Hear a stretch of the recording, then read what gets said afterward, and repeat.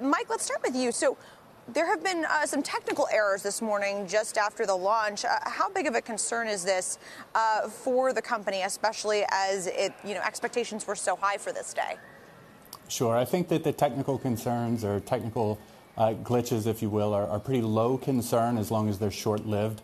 We've seen some technical challenges with a number of services as they've launched, trying to deal with an inflow of traffic to a product that hasn't been fully tested in the local market before. So I think initially it's even perhaps a good sign for the amount of demand on the service, although it's hard to tell what has driven that glitch.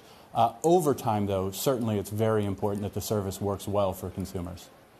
Tim, do you think anyone gets turned off by some of these technical errors this morning?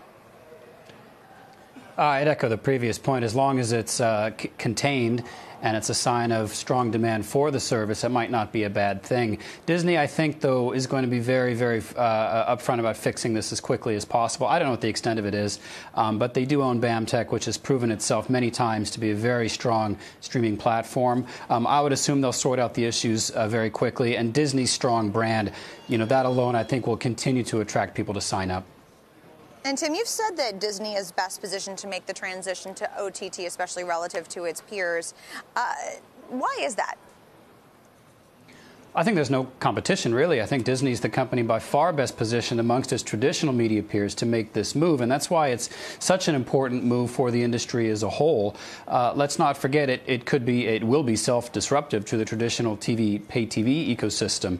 But Disney, just given its very, very long history, decades of popular content, huge franchises, Marvel, Pixar, and Lucasfilm franchise films going to be on the service. All of the new films, every time they come out of the box office, 6 to 9 or so months later, they'll come onto the Disney platform. It's a constant flow of content in addition to the originals. I just think there's nothing to match it in the traditional ecosystem.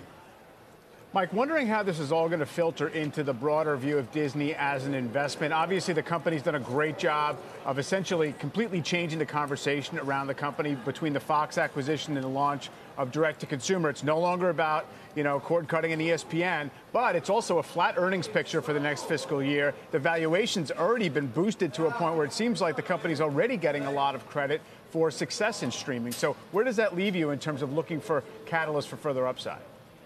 Sure, it's a great question, especially given that the stock does reflect some of that enthusiasm. We've seen it once following the Investor Day in April. We've seen it recently after these earnings where people get excited about the streaming service. And I think that the excitement about that streaming service is warranted.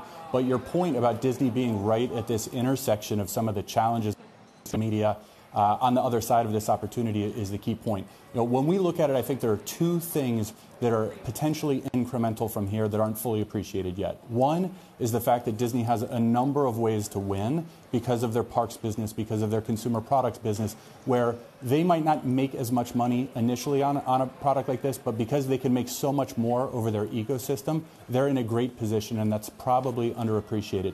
The second is the international growth opportunity. They own Hulu, or they own 70%, and they fully control Hulu. It has a great potential to be a global platform similar to Netflix. And at this point, there's really nothing in the expectation for its growth outside the U.S. So those are two things to keep your eye on for future growth.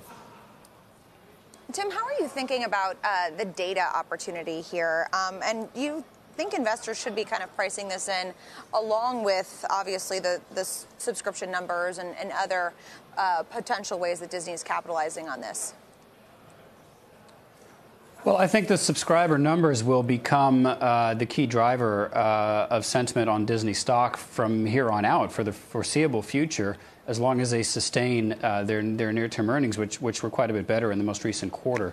But I think you're asking about sort of the use of data and the access to data that Disney Plus and Hulu and ESPN Plus will generate.